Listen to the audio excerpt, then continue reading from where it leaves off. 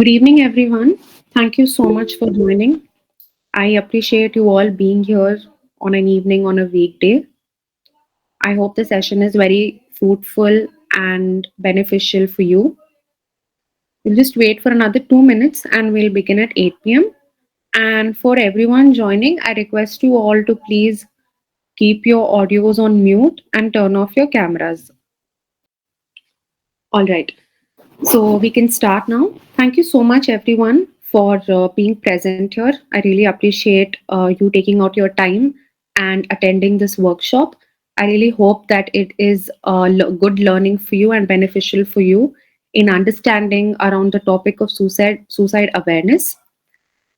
So before we get started, just a few rules for requesting everyone to follow. Number one is please keep your audios on mute at all times. Unless you want to speak, you can unmute, and also keep your cameras off. And this web workshop session will be recorded. So kindly please note that. Okay, so I'll just introduce myself. Good evening, everyone. I hope you all are doing well. Thank you so much for joining in. My name is Nafia Oneza, and I'm a full time psychologist at MindTribe. I have been in this field of mental health for the last 4 years. With over years of experience in a mental health setting, I have dealt with clients having depression, anxiety, stress, living in dysfunctional families, relationship issues, and dealing with addictions. My expertise lies in cognitive behavioral therapy, dialectical behavioral therapy, and psychoanalytical behavioral therapy.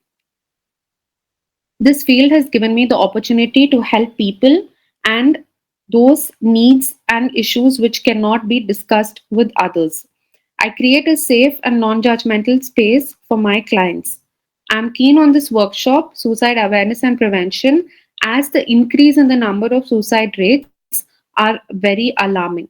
I wish to educate people on this topic to become more aware. Thank you so much for being here today. I understand it's a sensitive topic, so I hope it's being taken lightly for everyone. I have my co host Batul here with me this evening, who will be helping me out through the session. Batul, would you like to introduce yourself?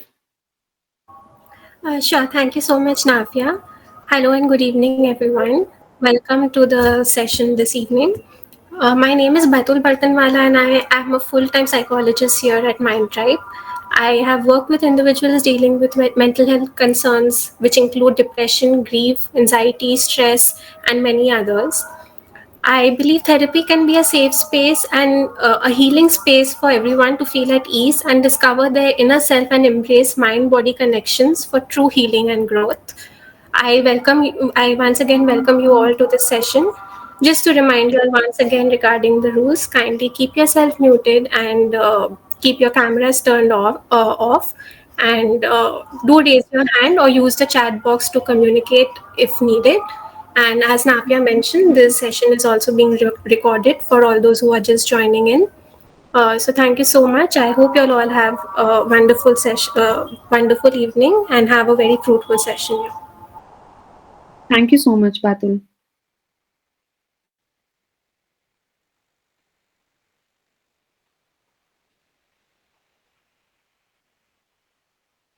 So, in the today's session, we will be covering the contents where we will have an introduction and then understanding suicide. We will be discussing on the causes of suicide. We'll also have a short break. Then we will go on to the preventive measures, responding to crisis situations, and then the conclusion.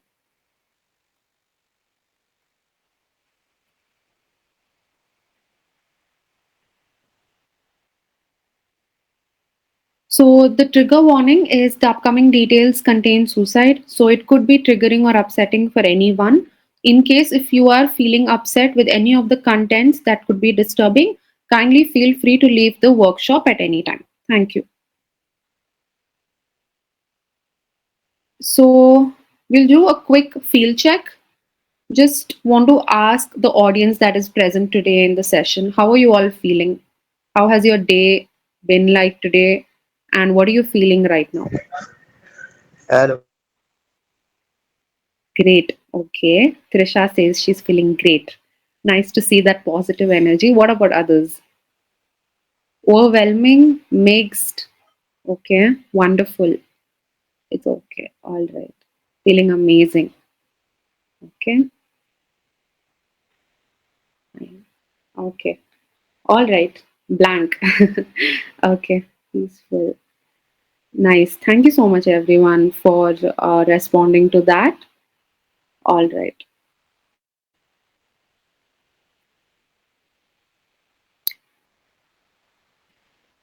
So we're going to quickly talk about the Golden Gate suicide survivor. I don't know if many of you have heard of him, but his story has gained a lot of popularity ever since he made an attempt in the Golden Gate Bridge.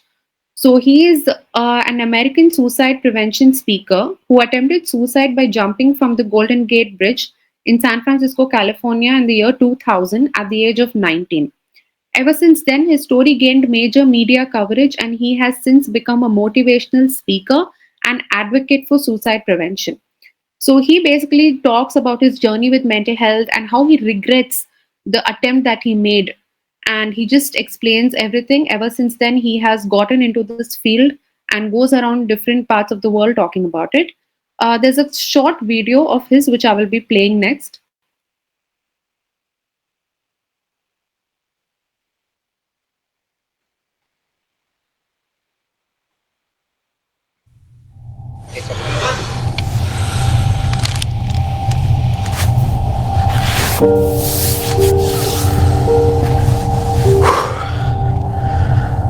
The day was September 25th of the year 2000.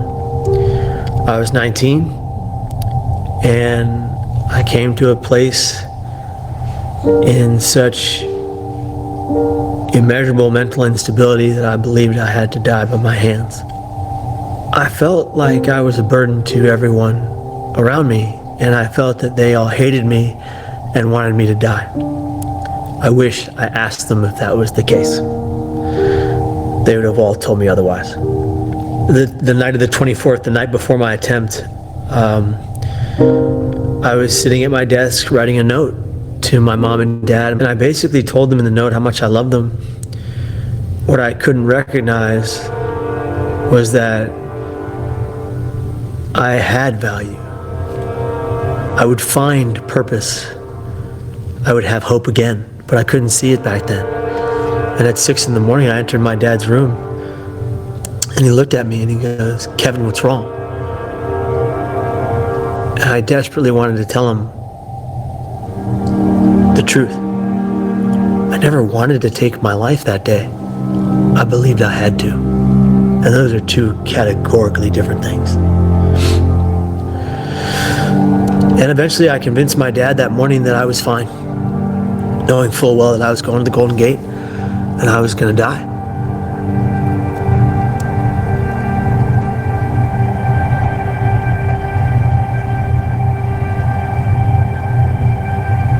He turned to me and he said one of his favorite things, "Kevin, I love you, be careful." And that moment is etched in my brain. When I speak on it, I can see my dad driving away and thinking to myself, that's the last time I'll ever see anybody I love, and the last time anybody I love will ever see me in being content to die by my hands. Irrational and logical thought come to mind when you think of suicidal ideation, not rational and logical thought. And so I didn't know that back then. And I left English class early, and I got on a muni train, and I began to yell aloud after I'm crying my eyes out on a crowded bus filled with people, and I yelled, "Leave me alone." And now, if no one else was, 100 people are looking down the barrel of the bus at me but saying nothing.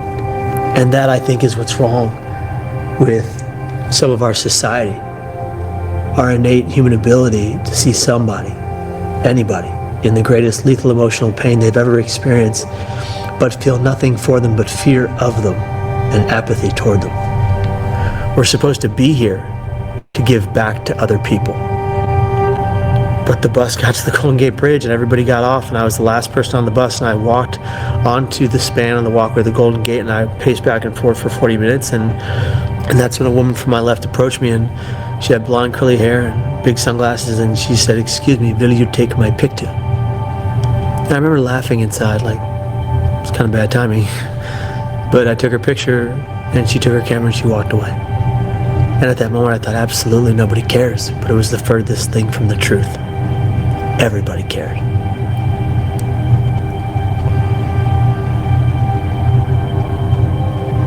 I fell 220 feet, 25 stories at 75 miles an hour in 4 seconds. I prayed on the way, what have I just done? I don't want to die. God, please save me. I hit the water. I go down 70 feet. I swim 70 feet to the surface without the use of my legs, as fast as I've ever swum in my life, in one breath, praying the entire way, God, please save me. I don't want to die. I made a mistake. I broke the surface. God, please save me. I don't want to die. I made a mistake. Bobbed up and down in the water. God, please save me. I don't want to die. I made a mistake. I can't die here. If I die here, no one will ever know I didn't want to. No one will ever know I knew I made a mistake. And that's when a creature began to circle beneath me. And no longer am I wading in the water to stay afloat. I'm lying on top of my back, being kept buoyant by this creature, thinking to myself, this is one hell of a nice shark. It turns out I was on a show a year later called Primetime Live with John Quinones. A guy called Morgan McWard writes into the show, and he goes, Kevin, I'm so very glad you're alive. I was standing less than 2 feet away from you when you jumped. Until this day, no one would tell me whether you lived or died. It's haunted me until right now. By the way, there was no shark, like you mentioned on the show, but there was a sea lion. And the people above looking down believed it to be keeping your body afloat until the Coast Guard boat arrived behind you. Frankly, had she not had me take her pictures for those 5 minutes, the creature that came to my aid in the water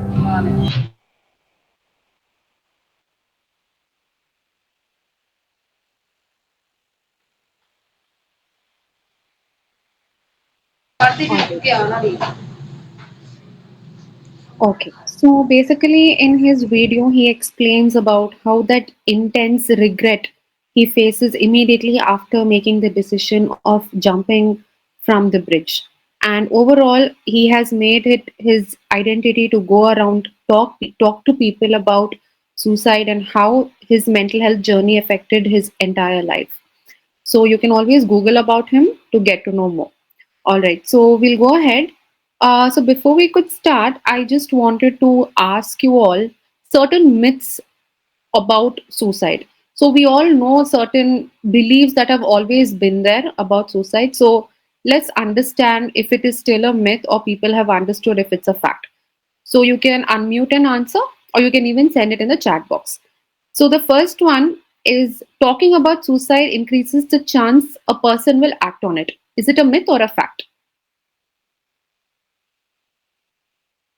Okay, myth.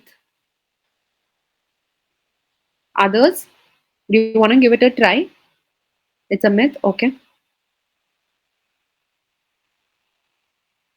okay, all right. Okay, yes, that's right. Thank you so much for answering. It is a myth. A lot of people think that by talking about suicide, that person will start acting on it. It's actually not true. It's the vice versa, the other way out.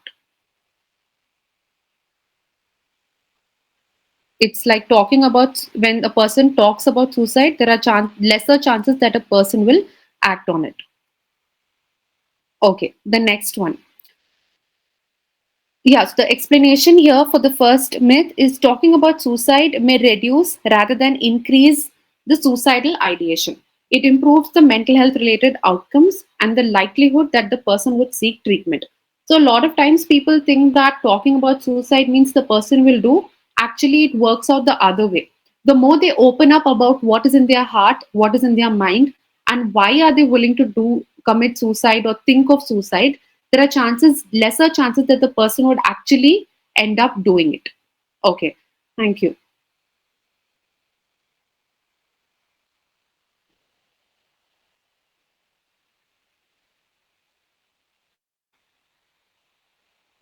Okay, what about this one? People who talk about suicide are just seeking attention. I'm sure this is also a very common myth. Okay,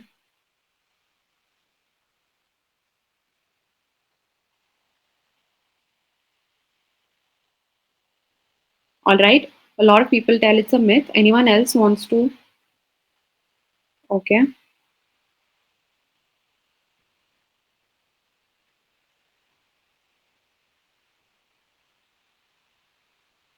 That's again right. It is a myth. A lot of times we feel that when people are complaining about their life, having problems, they talk about suicide, we think they're just doing it for seeking attention and we take them lightly. We don't really give them the importance. However, studies have shown that people who die from suicide have often told someone about not wanting to live anymore or they do not see the future. So it's always important to take seriously anybody who talks about feeling suicidal. So we think that many times it goes off without saying we didn't have any clue. Often the people who have been going through any emotional distress or issues in life somewhere could have mentioned about suicide. So we people should have tried to take in that seriously before things can escalate.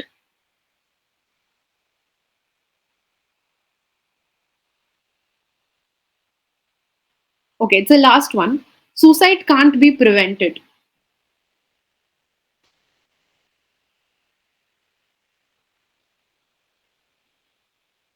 Okay, thank you for answering. Others?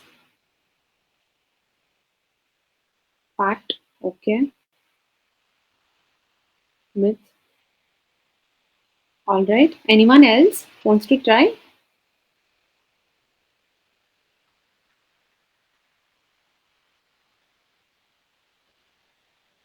All right. It is also a myth. It is definitely preventable but unpredictable. It's difficult to predict suicide. However, there are certain risk factors, warning signs, which we can look out for in people who will have chances of trying to die by suicide. Most people who contemplate suicide often experience intense emotional pain, hopelessness, and have a negative view of life or their futures. Thank you so much for everyone for answering. We'll go ahead now. So, just a basic introduction. What is suicide? It's defined as the death caused by self directed injurious behavior with the intent to die. What is a suicide attempt? It is a non fatal, self directed, potentially injurious behavior with the intent to die as a result of the behavior. And suicidal ideation. That refers to the thinking about, considering, or planning suicide. So it's very important for us to know the difference between what a suicide is, a suicide attempt is, and suicidal ideation is. So mostly if you see people who have been having mental health disorders, mental health issues, for a long period of time, they will develop suicidal ideation. If things are going out of hand and they're feeling very overwhelmed, they would have somewhere started thinking if they wanted to commit suicide. So they will start planning, they will think of the access to means that they have around them. So that is suicidal ideation. So this is the statistics in the year 2022. There were 49,000 people who died by suicide in the year 2022. So approximately, if you see, it is one death every 11 minutes. Now, many adults think about suicide or suicide attempt. So if you take the graph specifically, there are 13.2 million who generally thought about suicide. 3.8 million who made a plan for suicide and 1.6 million who actually executed the plan. So it all starts from the 13.2 million who seriously started thinking about it. That's a very high number in the last couple of years.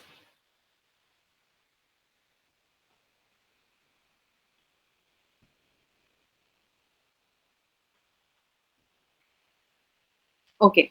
So, to understand suicide in detail, we will be learning what are warning signs, what are the risk factors, and the protective factors. So, what are warning signs?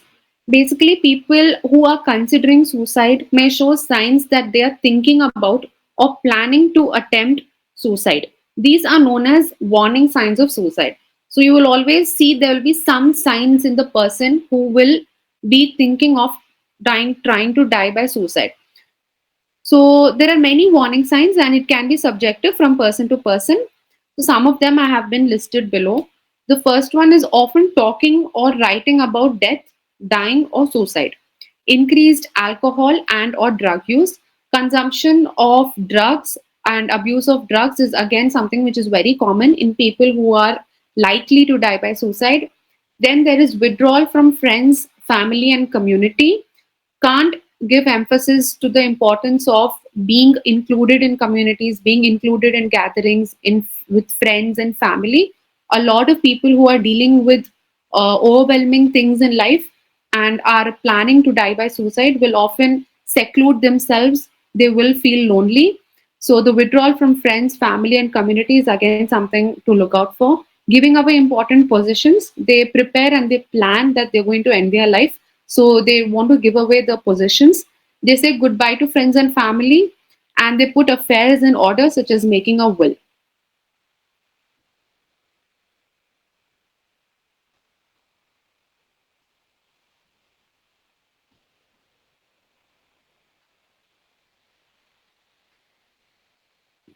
Risk factors. What are risk factors? These are characteristics of a person or his or her environment that increases the likelihood that he or she will die by suicide.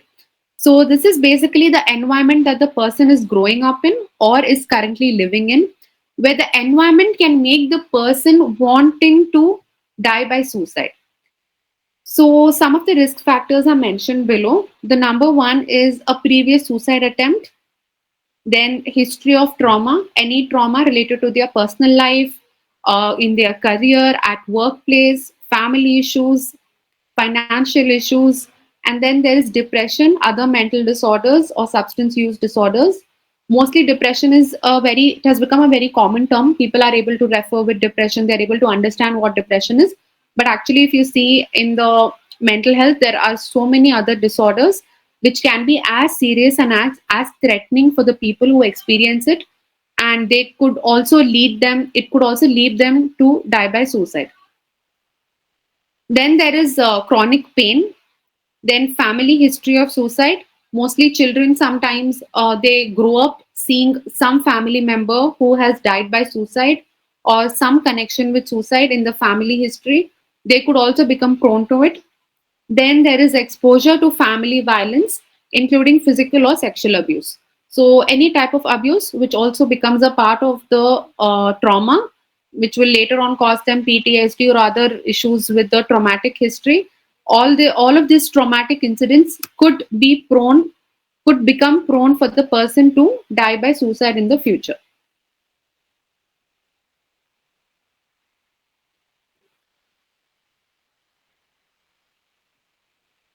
Then we have protective factors. As much as the risk factors are of risk on the people who are dealing with mental health issues and can be dying by suicide, we also have equivalent protective factors on the other hand. So what are protective factors first? They are personal or environmental characteristics that help people protect from suicide. So the number one is effective coping and problem solving skills. So these are day to day simple life techniques and skills that a person should know. Every single person should know, whether a mental health expert or not, even a common man. Such as sometimes we do get overwhelmed with work, we get overwhelmed with our family situation, we get overwhelmed with what's happening around. And in today's date, there is so much of competition around people, there is so much of comparison, the increased use of social media, all of these things do make us feel really overwhelmed in situations. So, how are we going to deal with it? It could be in even financial issues that people are dealing with. Certain coping mechanisms, certain problem solving skills are extremely important for every single person to know, just to understand how to deal with these issues in day to day life and not let those external problems affect us. Support from partners, friends, and family. It's extremely important that you have a supportive community around you. If you've got a partner who's supportive or even a single friend, it's of great help, because the person is allowed to tell. The most important thing is you get to vent out, you get to share with someone, you have that trust, you have that supportive feeling that you get. And when we share and we have someone who's non-judgmental and is listening to us, it really helps with dealing with overwhelming situations. So it's very important that you have a supportive community. feeling connected to others. A lot of times the people who go through any sort of mental health illness, they feel they are alone and they feel that they're not able to connect with others. So it's very important that they feel like they are also a part of the society. Even if you have problems, that doesn't mean they're different. They are still a part of the society. And it's important that they are feeling recognized and are feeling connected with others. Did anyone raise their hand? Okay. So, feeling connected to school and community, availability of mental health care. I think in the last couple of years in India, mental health awareness has increased, and the availability of healthcare is also increasing. So, I really hope that in future it becomes really accessible for people to go into a counseling session as normally as we walk into clinics and ask for medication. So I hope it increases because the availability of mental health care will make it easier for people to go and seek the help that they need rather than feeling ashamed or feeling guilty and not wanting to step out. Then the final protective factors: reduced access to lethal means of suicide. So, for example, if a person is actually experiencing a major mental health disorder and they seem to have certain warning signs of suicide, then the best thing we can do is in the place that he or she is living, we can try to remove any particular thing that can increase the lethal means of suicide. Any maybe harsh objects, and maybe they are not staying in a place that has a lot of height. So, any possible access which could increase their suicide. So, these are all the protective factors. As much as the warning and the risk factors can look scary, on the other hand, there are equally protective factors that are also available. We just have to start incorporating them.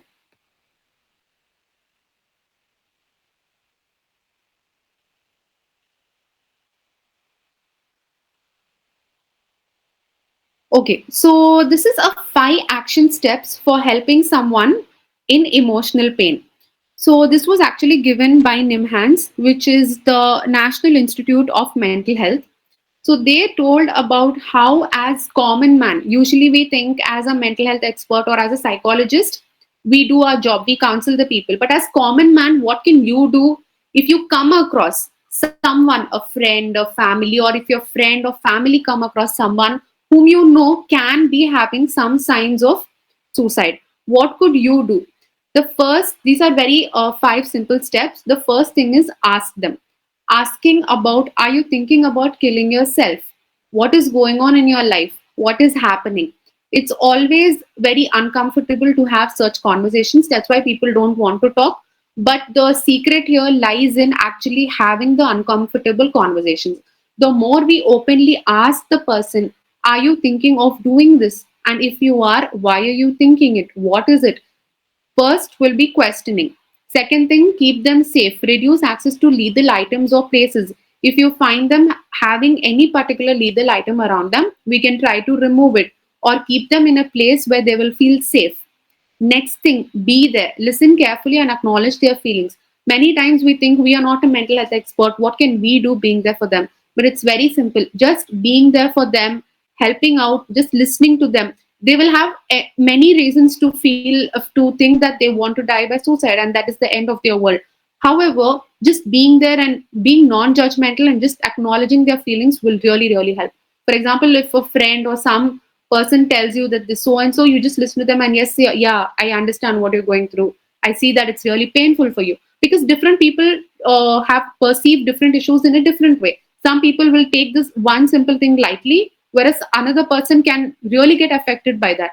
So any problem is never a small problem or a big problem. It's all a matter of perspective and how people allow it to affect them. Then you can do is help them connect, call or text the suicide crisis lifeline numbers, and there are a lot of helpline numbers which are also available. And this is something new I came across a couple of days back. I just went on Google and I tried entering suicide helplines, and not even helpline, I just tried entering suicide and there were so many helpline numbers that were showing. So this is a great improvement, and we can easily connect with some helpline. There are counselors available, and you can help your friend or someone whom you know going through this connect with a counselor. The last thing is to stay connected.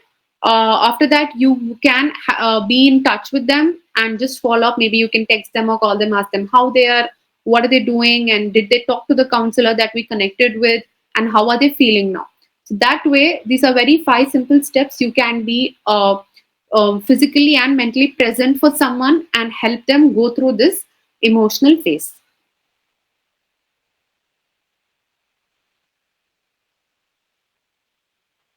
So causes of suicide, again, there are many causes of suicide. Okay, yeah. Aruj Mukhtar, you raised your hand. Yes, tell me. Actually, I was using some anxiety medicines. That's why it will relieve for some time, but after some time, but now I am suffering from lot of things like my mind is not working properly. I can't do even a single thing. I can't Okay. concentrate on a single thing. Ma'am, So what uh, can I do yeah, for I'm it? sorry to interrupt you, but we will have a Q&A session at the end. Okay. Okay, Right now, I'll just be covering the content for the workshop. Okay. Thank you okay, for understanding, please. okay, All right. So, cause of suicide, again, it could be very subjective. And these are some of the most common causes of suicide, but people can have many reasons to die by suicide. I think the latest development in this case has been where every time we open the news, we see how these students trying to appear for competitive exams, for NEET and for various other exams, who have died by suicide. So that looks like a clear case of pressure and competition that has increased in India, especially where a lot of students, it's become a normal thing. You every time you open the news app and you find at least one person who has left a note and died by hanging. So it can be very subjective, the suicide. However, the causes can be different for different people. So the first one is very common: depression or other mental health conditions. Most of the mental health conditions people will be suffering until and unless they don't go to a psychologist or a psychiatrist, they will not really know that they are dealing with a mental health problem. Next, history of suicide attempts any time before in their life, if they have had an attempt where they have tried to die by suicide. Chronic pain, having some sickness or pain for a long period of time, they will also not have the urge to continue life and will feel like giving up can be one of the best solution for them. Substance abuse, any substance abuse such as alcohol, drugs, for a long period of time can also lead people to suicide. Social isolation, so it's very important we feel connected to a friend, to a family, have a supportive network around us. Then overwhelming life situations. There are days when there are a lot of things that happen. So overwhelming life situations, anything tragic going on in life, anything which is really threatening, which is very difficult. So different people, as I mentioned before, different people will perceive different situations in a different way. Certain people will be okay with it, certain people will get very much affected by it. So we don't know how they would react to it, and the overwhelming life situations can also make them want to escape and want to die. A lot of people who will be grieving in that pain before they really try suicide will mention about wanting to escape because they don't want to deal with that pain anymore. Okay.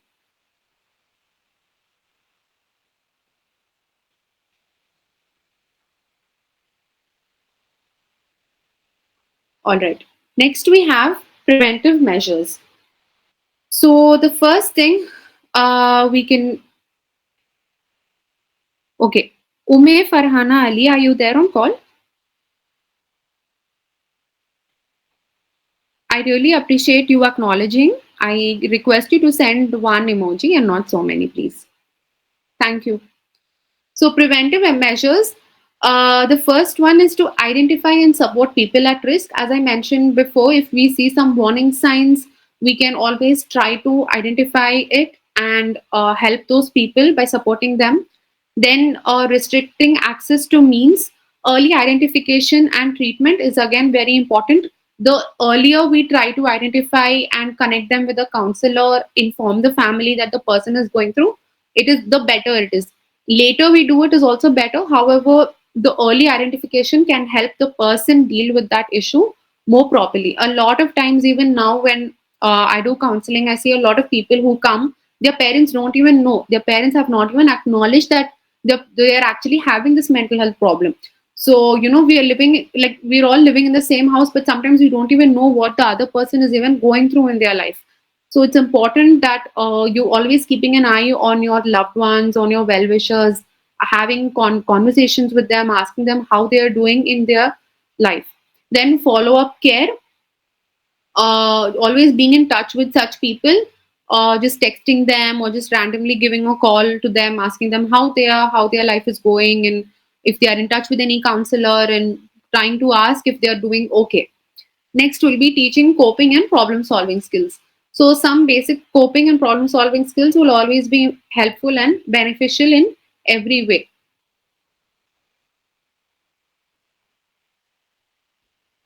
All right. So we have reached the first half of the content, and since the topic is a bit heavy, I have got a little break time. So we'll just try to do some basic deep breaths over here, and you all can do it along with me. So what we'll do is just we'll close our eyes and take a deep breath. You all can join with me in this. Just relax and sit down calmly. Close your eyes. Take a deep breath. Relax. Hold on for 5 seconds. 1, 2, 3, 4, 5. Exhale. Once more. Take a deep breath. Relax. Close your eyes. 1, 2, 3, 4, 5. Now you can slowly exhale. So deep breathing and other relaxation techniques are very therapeutic and very helpful, especially when we are learning a sensitive topic like this. It's important that we find that calm and relax ourselves. All right.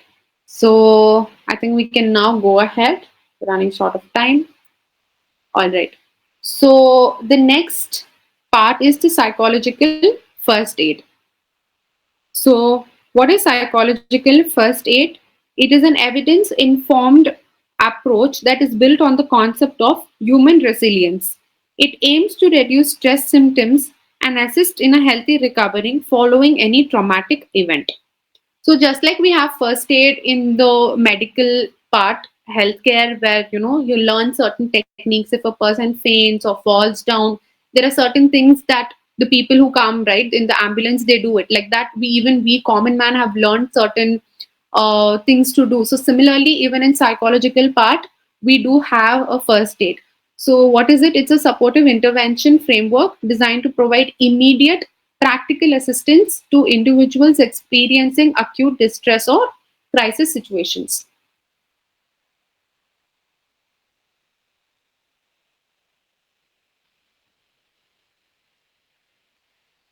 Okay, so the principles of psychological first aid, which we call as PFA, is based on safety, calming, connection, and self efficacy. So, safety, this principle emphasizes the importance of ensuring physical and emotional safety for the individual experiencing distress.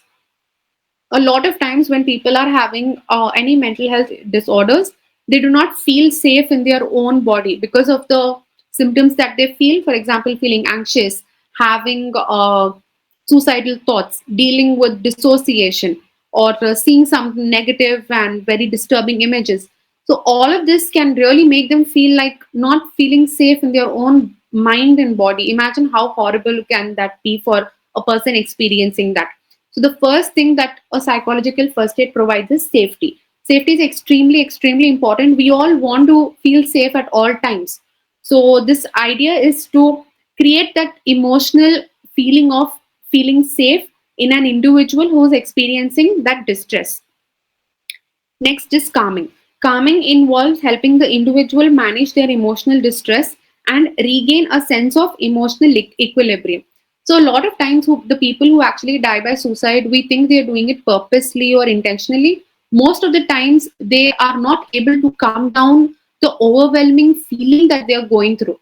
They are so lost in the pain and the suffering that they have been through. They just think that the only escape is that. So it's very, very important that there is a sense of calmness. They are able to relax and see things the way they are realistically.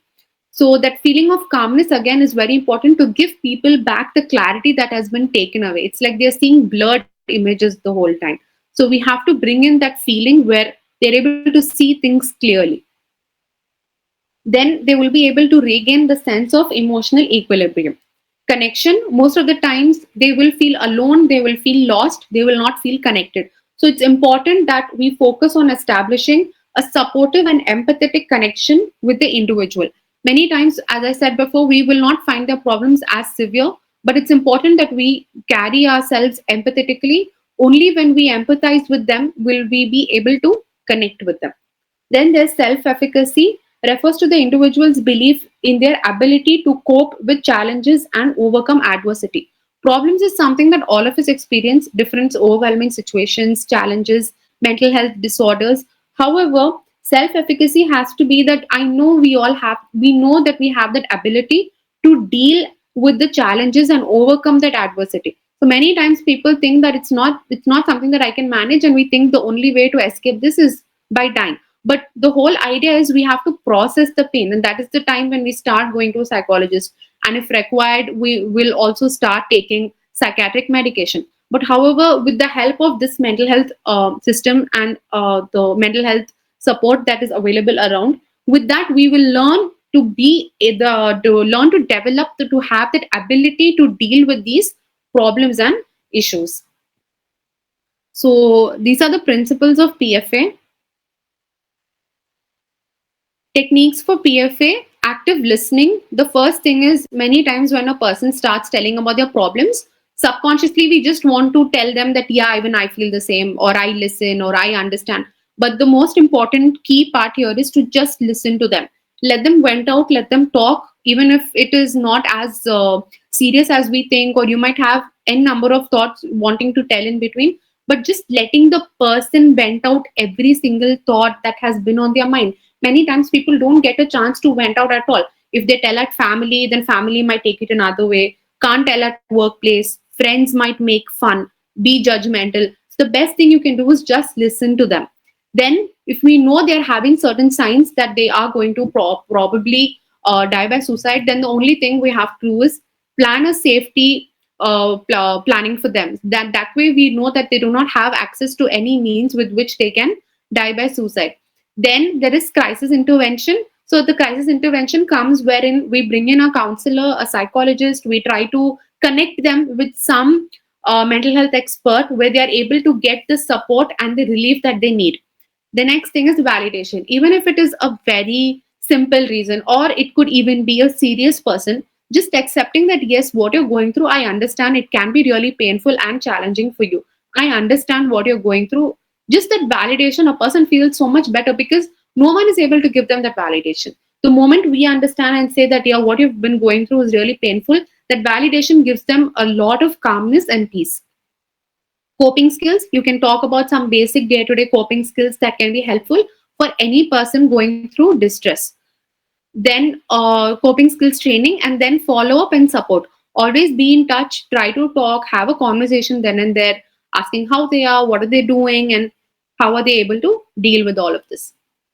I also have I've planned some resources in the end that I will be showing you, which all of us can follow, irrespective of how good or bad things are, just to keep ourselves calm and feel relaxed. That's in the end.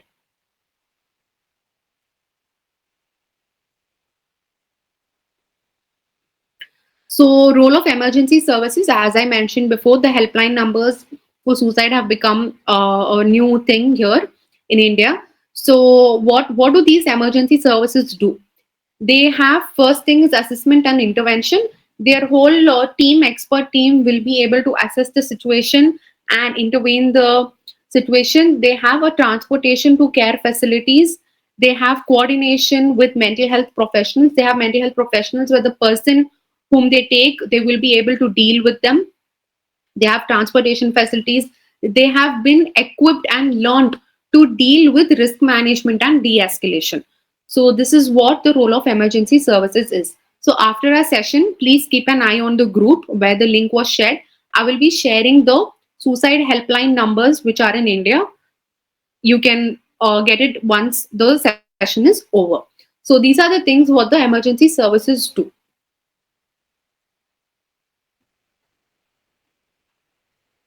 We have some more myths about suicide. I want you all to answer just like you answered before. Again, another one is people who take their own life are selfish, cowards, or weak. Is that a myth or a fact? Anyone wants to answer? It's a myth. All right, thank you. Others? Okay. Yes, that's right. It's a myth because no one wants to die intentionally. Nobody wants to give up on their life. It's mostly the life situations that makes them so desperate and helpless that they feel that dying is the only option left. So who do not people do not die of choice by suicide. Often people who die of suicide experience significant emotional pain. The pain that they're experiencing, they feel the only escape is suicide, nothing else. But if the person really gets a chance where they understand that all of these problems can be solved and their life is still there for them, they will actually get a try and make that chance really helpful for them, and they'll want to go ahead. Because people who even attempt suicide, many times they immediate regret. Like even the speaker whose video I played in the beginning, he sensed that immediate regret once he fell from the bridge. Like now he cannot see his parents, now he cannot see his family. So it's about that emotional pain that is so heavy that they are not able to understand what a realistic thing that they are doing. They're not selfish, they're not cowards or weak.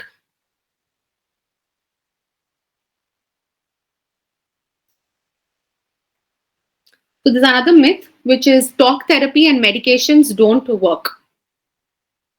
Anyone wants to answer? Okay, we'll just This go also ahead. Yeah, that's right. Thank you. So, as I said earlier, treatment can and does work. And many times people think counseling is just talking. No, we just don't talk. There is a lot that goes on in the conversation. We try to diagnose what the person is telling. We try to use different therapeutic techniques with which we are able to heal and counsel the person. And yes, psychiatric medication is required in certain cases unless the psychiatrist or the doctor is willing to give, and these both can have a major effect and help the person. One of the best ways to prevent suicide is by getting treatment for mental illnesses. So it starts off with self harm. A lot of people who are keen or who die by suicide, it often starts with self harm, such as cutting the hands or cutting the legs or any simple small things on day to day things that they keep doing, because that numbing pain makes them feel really good. They're able to escape the pain that they're experiencing and they feel really good. However, that is a long area where we can talk. So just to make it quick, this starts off with self harm. However, later on it goes to suicide. Sometimes it can also be directly suicide. It is subjective from person to person. Now, the treatment here is the major intervention because counseling really helps. And on the other hand, sometimes in case of medication, medication also helps. So both are extremely important for people who are going through this emotional distress, but they have to get it at the right time without any shame or guilt attached to it. It can be of great help for people who are going through that distress and really save people from dying by suicide. Now, what are the challenges and obstacles in the prevention of suicide? We have the resources. We know that people are dying by suicide every year. There are a lot of things going on, but still there is a gap in between people who are who are going through this emotional distress. Still, they are not able to get the help they need. So, what are the challenges and obstacles that come in between this prevention of suicide? Number one is stigma and taboo. Even though they know there is a psychologist around, there is a mental health care around, and they are going through a lot, there is that stigma and taboo which makes them feel like, oh, if I go to a suicide if I go to a psychologist, people will think like I'm mad, or I have a problem, and my parents think, what is the need for me to go to a psychologist? So this stigma and taboo, often it makes the person to not go. They keep it in within themselves. They're not able to openly share. They're not able to get the required help that they need at the right timing, and that can also lead to the person ending their life. So the stigma and taboo which people have created in the name of mental health is very, very costing really bad for people and their lives. In fact, there is nothing wrong about going to a counselor. It can be a very simple issue. It can also be a very serious issue. As we go to a doctor, like a physician, to ask about any general day-to-day things that we get, like a fever or a headache or a stomach pain, it's as simple as walking into a counselor and sharing what you're going through, because your mind is with you the whole time. So it's important that we lead a stress-free life, or at least learn certain coping mechanisms to be able to deal with certain complicated situations. So the stigma and taboo is again which has been caused by people, and we as the coming generation have to try and reduce that. Then what will happen, if people feel they have a problem, they'll be able to easily walk in to a psychologist clinic and get the counseling and the help that they need.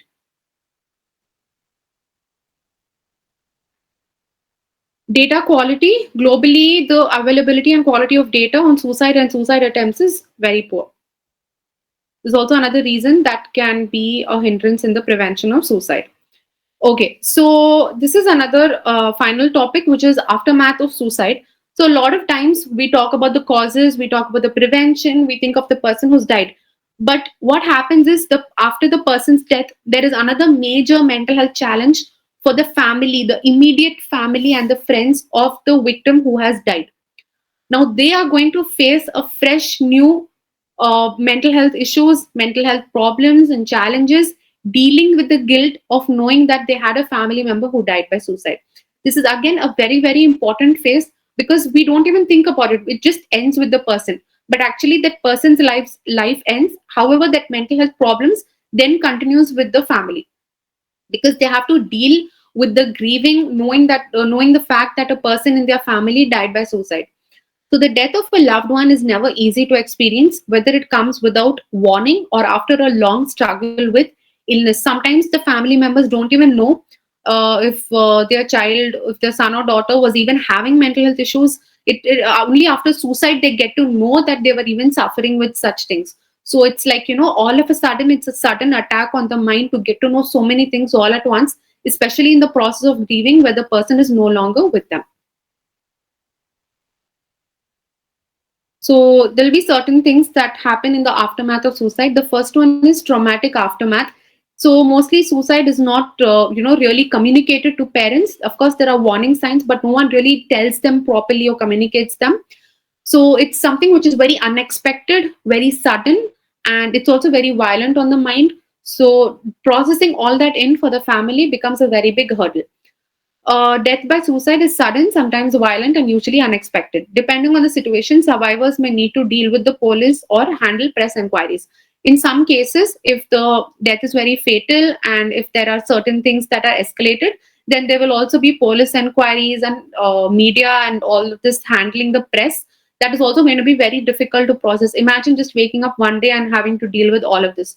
So the aftermath that the family and the immediate friends and family face is a very painful and a very serious challenge that many times we do not acknowledge. However, I'm trying my best to acknowledge it in here.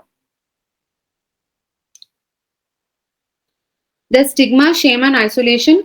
Forever, they will have that title or tag that a person in their family died by suicide. So suicide can isolate the victim's family from their community and even from their own family members. Imagine they walk into a social gathering months later or a year later.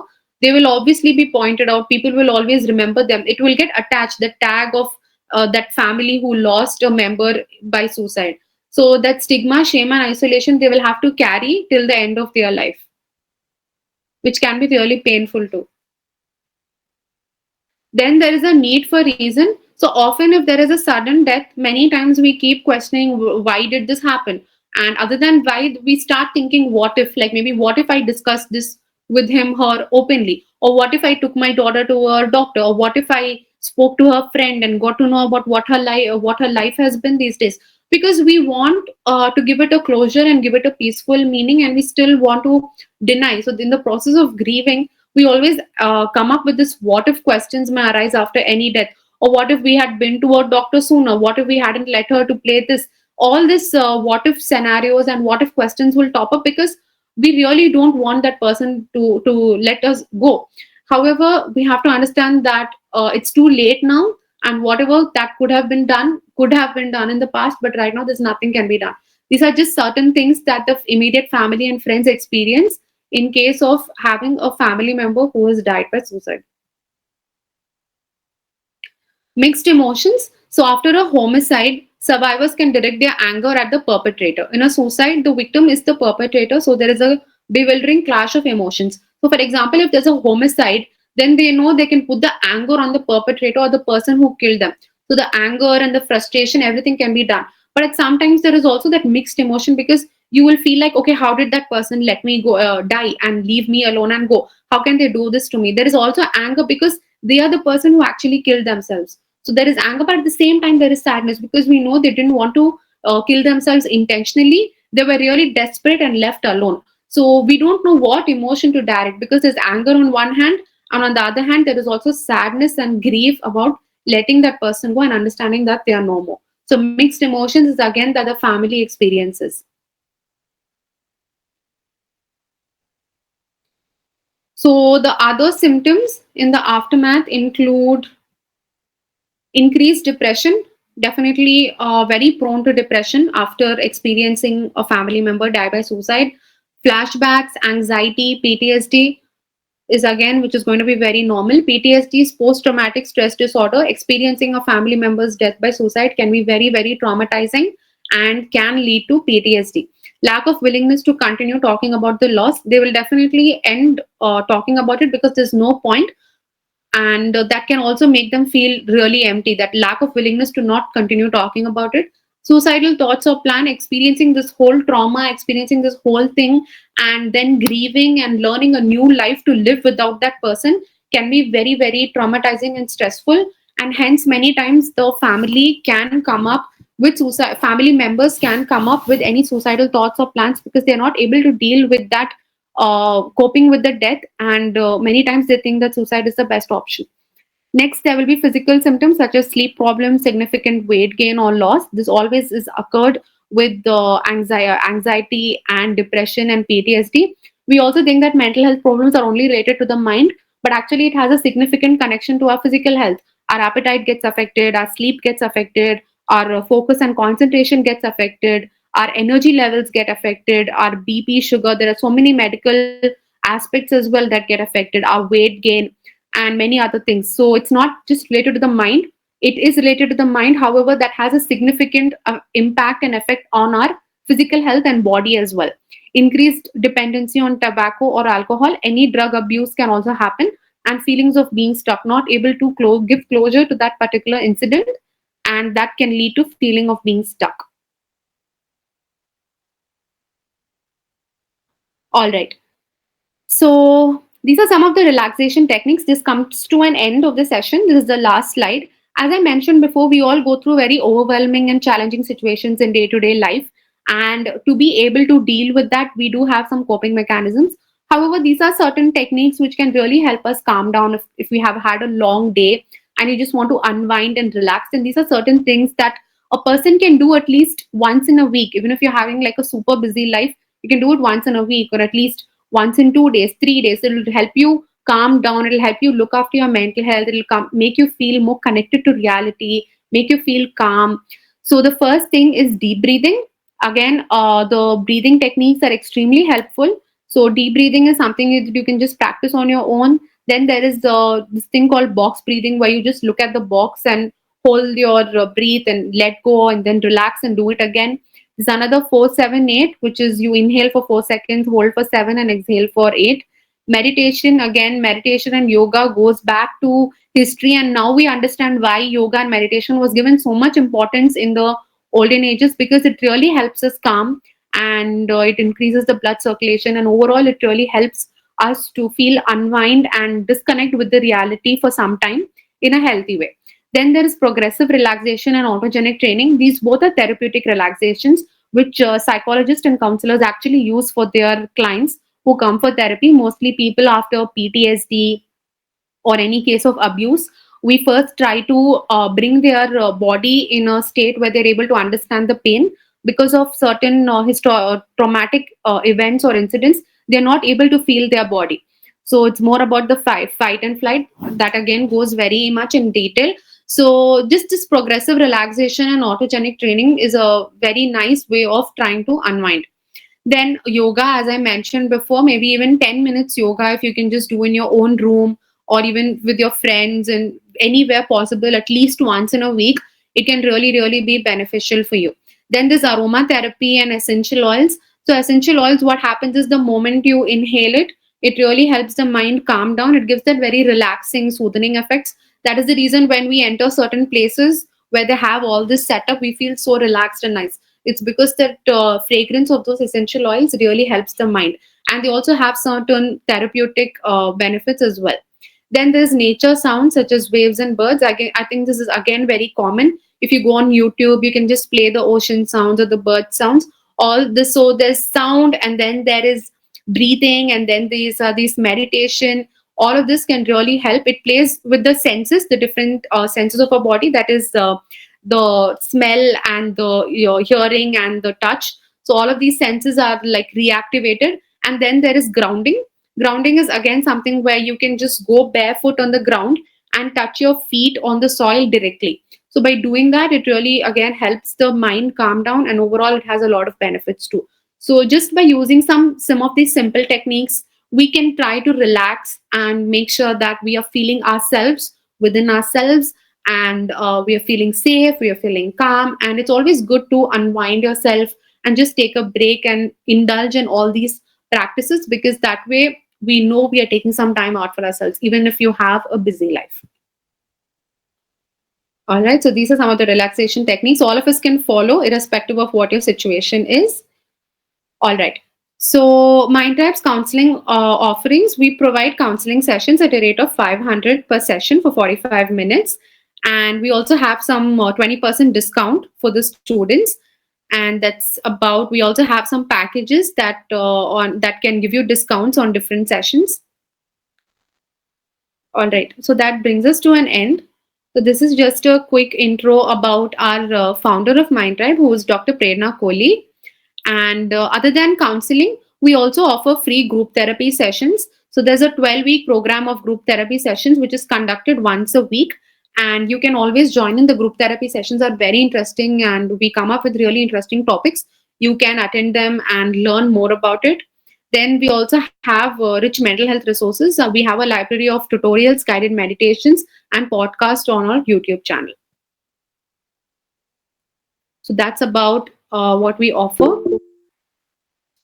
All right, everyone, that brings us to an end. I really, really appreciate all the participants who stayed till the end. It really shows your commitment to wanting to learn about this topic and understand. And I'm sure this will be of great use and beneficial for you. I hope you enjoyed the session and I did justice to the time that you took out and came here for me. So thank you so much. If you have any questions, please feel free to share and open up. Also, keep an eye on the group, because I'll be sharing the emergency helpline numbers in the group. So about the certificate, we will be issuing the certificate. I think in 4-5 days, there will be a link where you will have to go and follow certain things, and then you will be getting the certificate. All right. Yes, Suma, please tell me your question. Yeah, I have a doubt here. I'm a counselor and I keep counseling students. Here I got a doubt. Like we know that some people, they don't tell about like what they have suicidal thoughts and all, and that is a different thing. Yeah. And I know one of the child who is studying in ninth class.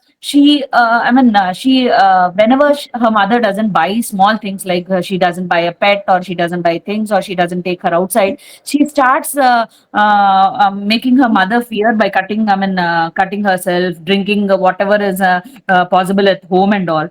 So Okay. these kind of things she does. So how can we counsel such students, and how can we take the situation? Like, will it lead to high to suicidal tendencies, or is it that she want to bring her everybody under her control? She's doing like that. So how should we take this situation into?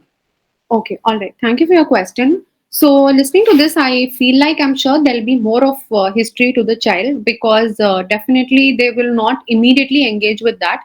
And if they're doing it, I'm sure there'll be more towards certain things that would have happened with the mother and child before. So, I think it's important we get to know how their relationship has been.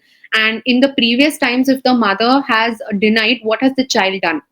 So only by understanding that more, we will be able to give any suggestion on what it could be and why the child is doing that. There's a particular reason why the child is going to the extreme. We don't know why the child is going to the extreme. Maybe the earlier they have not been listened to. So focusing more on the mother-child relationship and the kind of attachment that they have been having is very important. So only understanding the history, we will be able to give that. Just by listening to the outline, I might not be able to help much. Okay, thank you for this. Thank you so much. Thank you.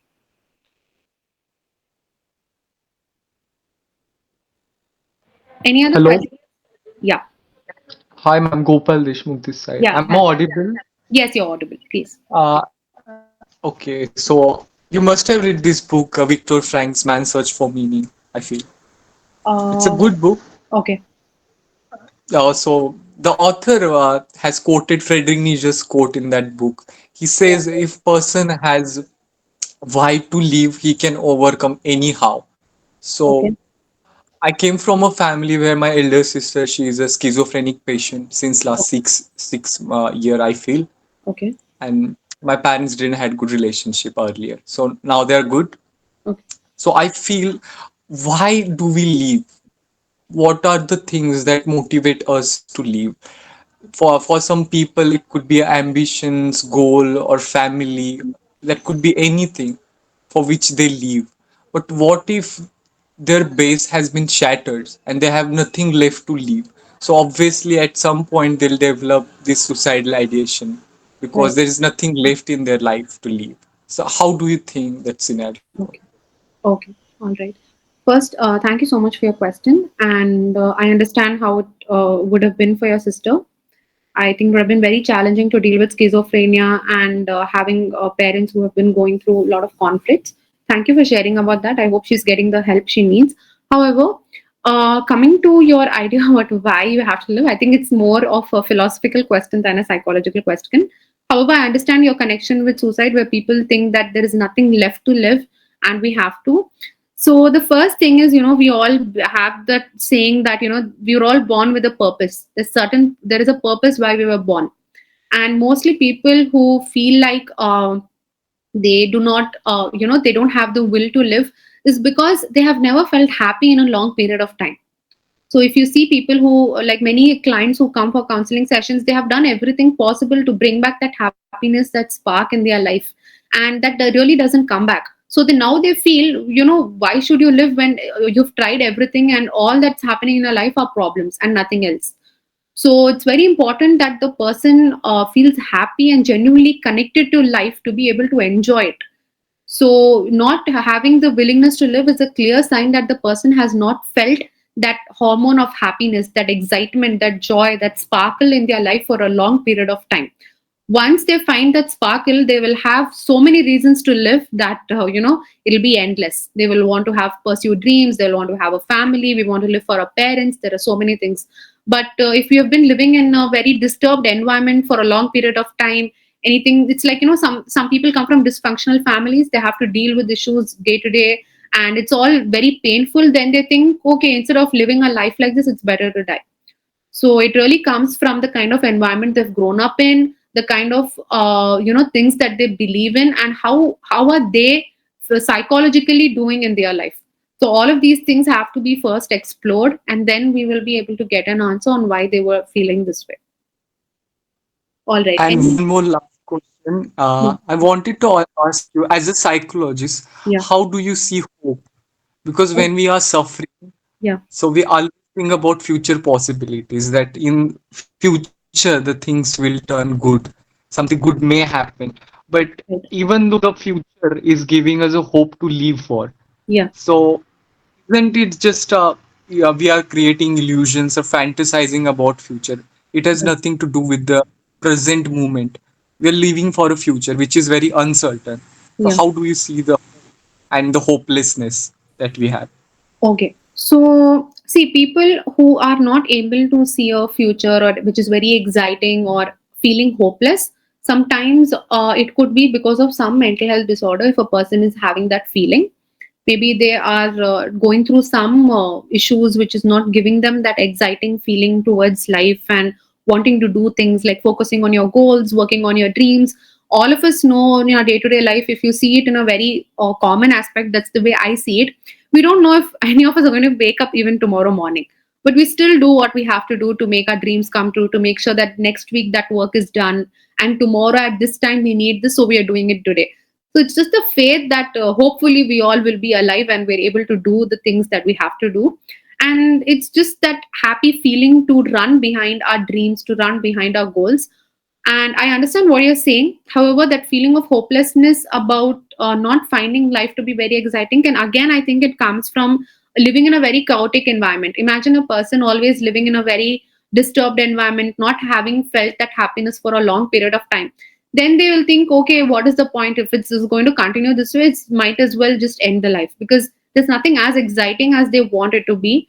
So I think they will definitely require counseling, because they will have to learn certain techniques to deal with an environment which has always made them feel sad and not exciting.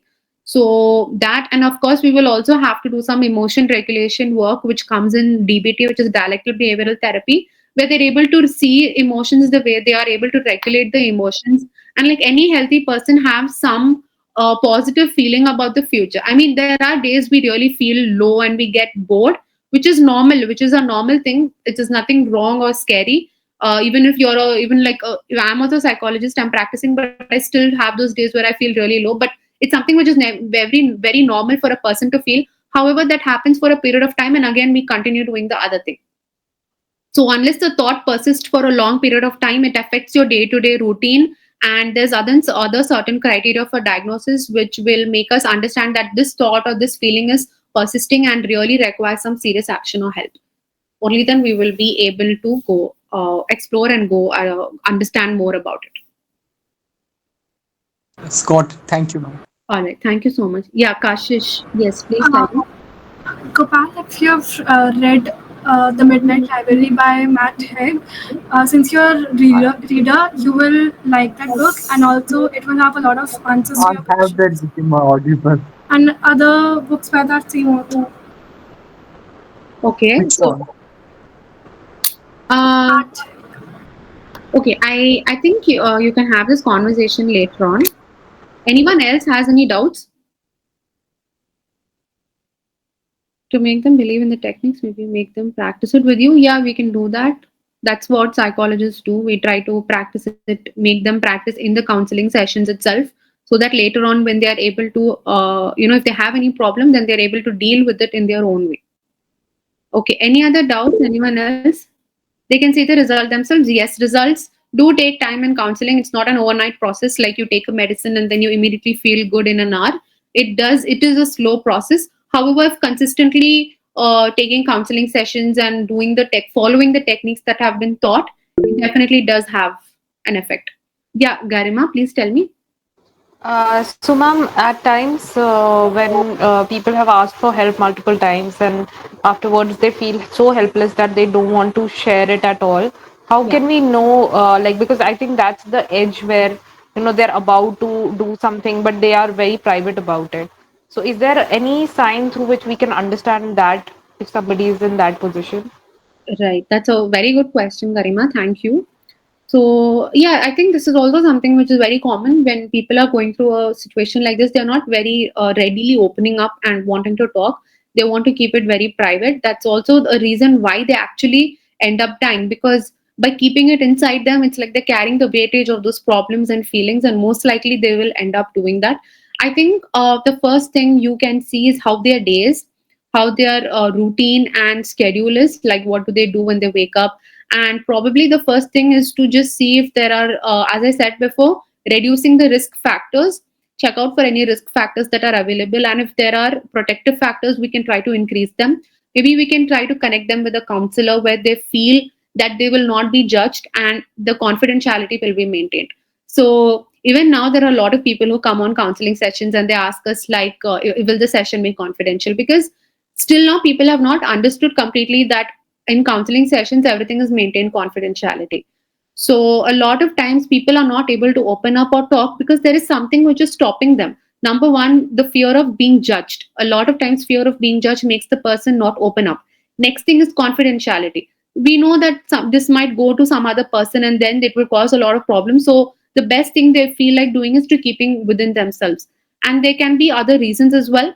the best thing we can do if they're not willing to open up with us is to bring in a crisis intervention, which is connect them to a counselor, where the counselor will come in as a new person and they will develop a bond on based on this counseling and client relationship.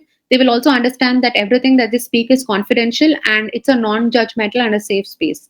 So I think that is the only way you can help someone who's not willing to open up and talk to you. Other than that, if you want to help, you can see if there are risk factors. You can reduce the risk factors, increase the protective factors, and just connect them with any counselor. I think that will be the only way to help. All right. Thank you so much. Thank you. Okay, so what if you're not physically present with the person who you feel is having suicide ideation? Parents are caught up in their own conflicts and the environment is very chaotic. Father's adding trauma to mother and children, and the person child just want to leave the home but is not financially independent. I think we have to be really grateful for the technology that we have. There's video calls, audio calls, we have text messages, we're able to feel so connected. Even if you're not physically present to deal with someone who's going through suicidal ideation, the only way you can stay connected with them is through messages. You can always talk to them, you can connect with them on call, and you can just talk to them, ask them how they are feeling, what is going through, and what is going on in their life. And if you feel like they're having certain signs where their suicide can end up in it can end up in suicide, then probably you can connect them with some helpline and counselor, and you can provide them the resources that so and so is there. You can definitely go and use that. Definitely living in a chaotic family is very, very stressful, and I think that's the only way. I mean, being far, that's the only way that you can do. If you're physically present, you can definitely go meet the person and talk. However, being far, I think the only way is to be in touch with them. And even if you have one or two conversations, it's very important to stay consistently in touch with them. Even after a couple of days, you can again ask them, leave them a message asking how are they feeling, and can you connect with them on a call, asking them if they connected with the counselor. As I mentioned in the session, work follow up and care is very important. So following up and being in touch consistently can really help. That's the only way you can being far. Okay, any other questions? Yeah, destined. Ma'am, this is, I think this is very sensitive topic here, because due to this rise of social media and film industry, Yeah. the way they portray the suicidal person is very different than the real. And Right. even there are so many people who pretend to be a like victim of mental health issue, even though they are fine, Mhm. but just to gain a sympathy or attention. There are Mhm. these kind of people in our society Right. who fake mental health just to get attention and simple.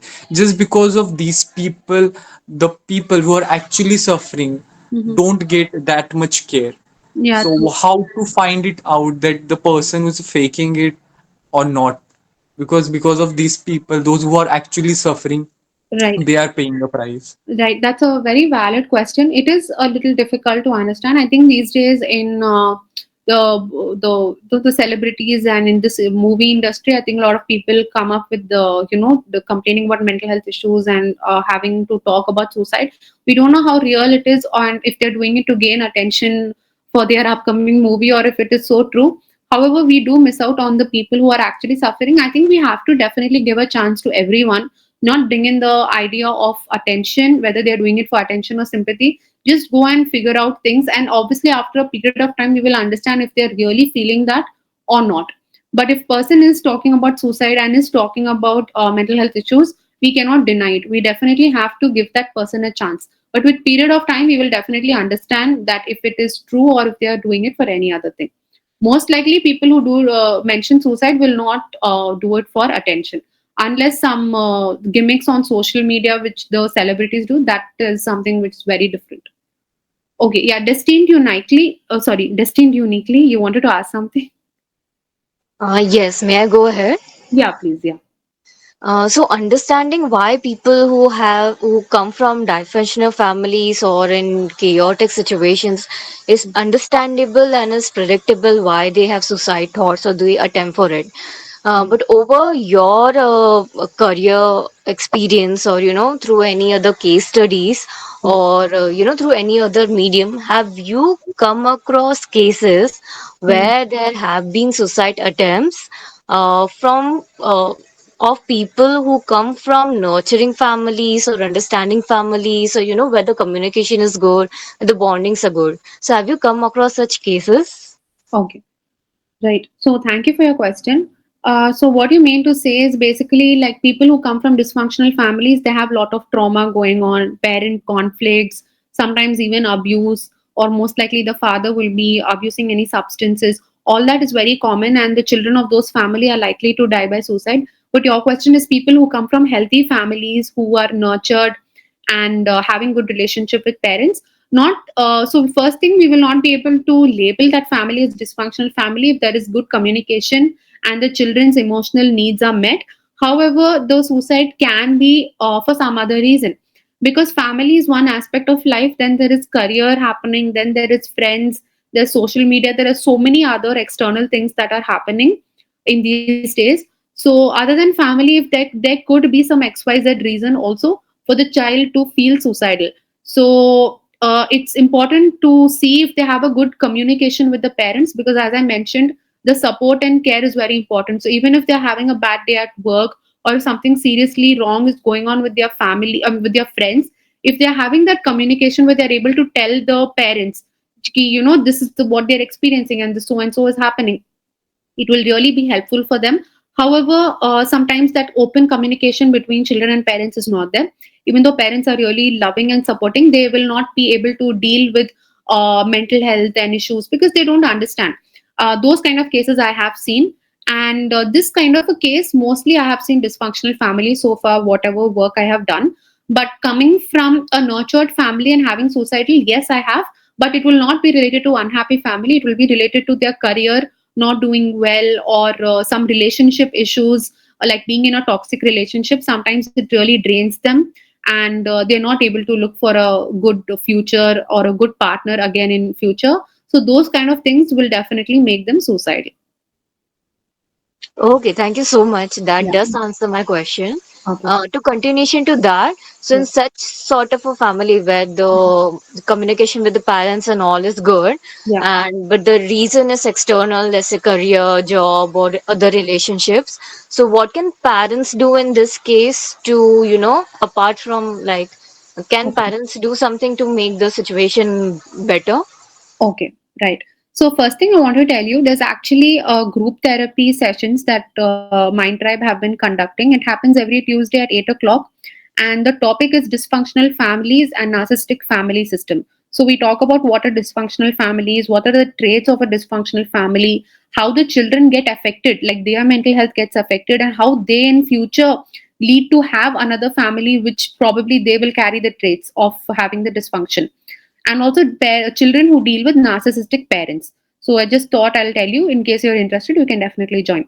Now, coming back to your question, you asked me if everything is good. I mean, if they have problems, the parents are good, and the parents, how can they help? So parents, what they can do is first to let children to develop that feeling where children can openly talk to them. So many times parents are good, they are nurturing, they are helpful, but they don't won't give that platform to the children where they can just tell openly, like how that free feeling that we have with the friend. We just go and tell our friend what happened in our day, what happened in our life, what's happening. So that open communication with parents should be there. And how a parent can help is definitely to listen to the child, to be non-judgmental. But of course, certain areas like relationships or any other things, parents will feel wanting to protect the child and keep them safe, so it's not possible for them to be non-judgmental. But definitely parents, by listening to them, understanding their child, and if required, they can also connect them to a counselor and tell them that, okay, if you're going through, for example, if a child is going through some issues in their career and academics, which is very normal these days, everyone is striving to do their best. So if they're going through issues and if their mental health is affected because of that, then parents should acknowledge that their child is going through a thing like this.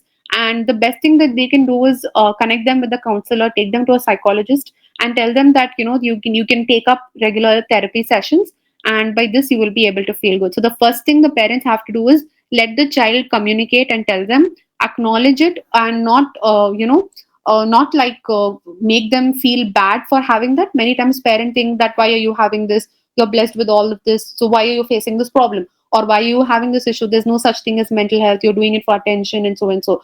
So all that is something that parents should not do, which is just understand the reason that if they're telling it, it could be genuine, it could be real. Maybe you can try having a few talks with them, and even then, if it is not helping, parents can definitely connect the child to a psychologist and help them, because psychologists do have certain